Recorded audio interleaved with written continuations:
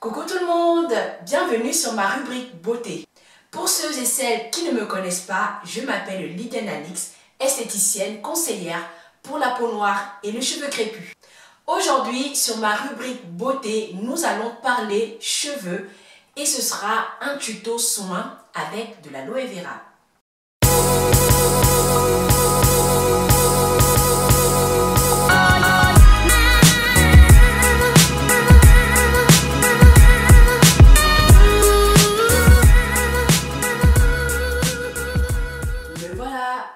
Je me suis mise bien sûr en tenue de combat petit pariot. J'ai sectionné mes cheveux en 4 que j'ai au préalablement démêlés et peignés. Maintenant, je vais passer à l'application de mon soin pré-peau. C'est parti!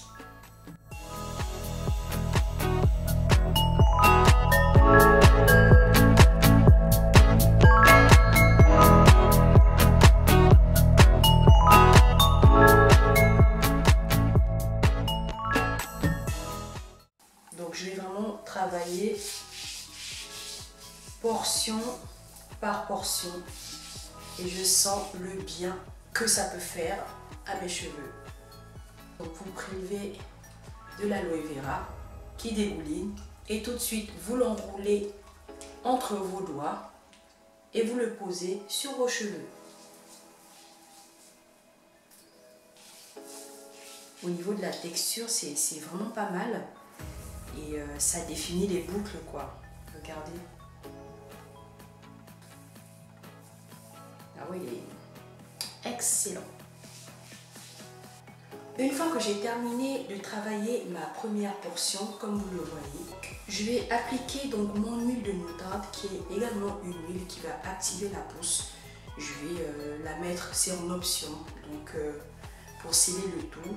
Donc si vous avez une huile de moutarde ou huile de ricin, toutes les huiles qui peuvent activer la pousse, allez-y, ça ne va faire qu'hydrater vos cheveux et la nourrir en profondeur.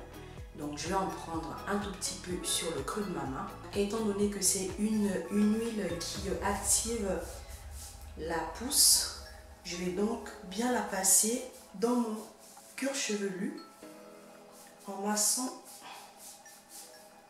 celle-ci.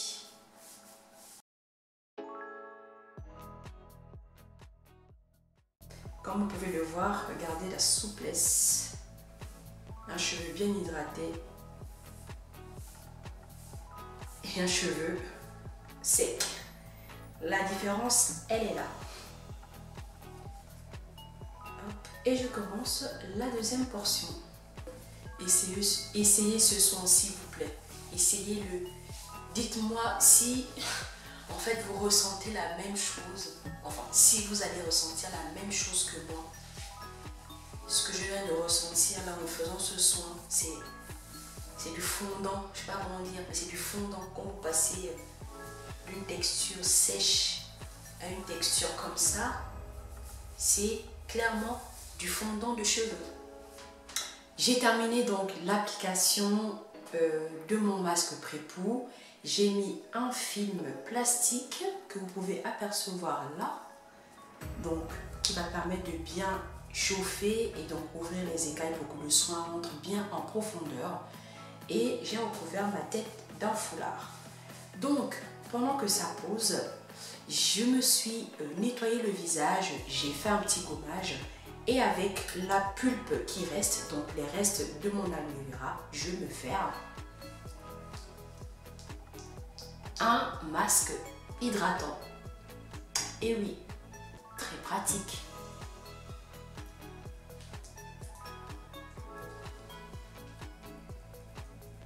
Donc voilà, je vais donc laisser sécher mon masque pendant 15 minutes. Mon pré-peau va poser franchement 1 heure, 2 heures, 3 heures, ce n'est pas grave. Je vais m'occuper.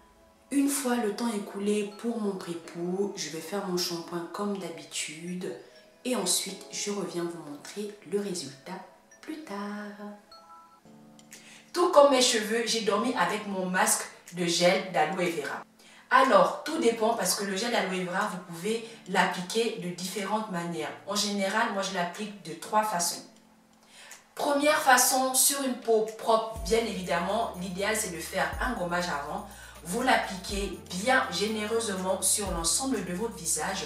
Vous laissez poser 10 à 15 minutes. Ensuite, vous rincez. Ça, c'est la façon masque.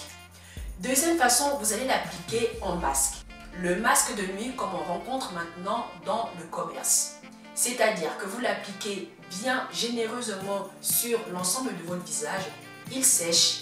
Vous ne le rincez pas, vous dormez avec et c'est seulement le lendemain matin que vous rincez votre visage et vous l'hydratez.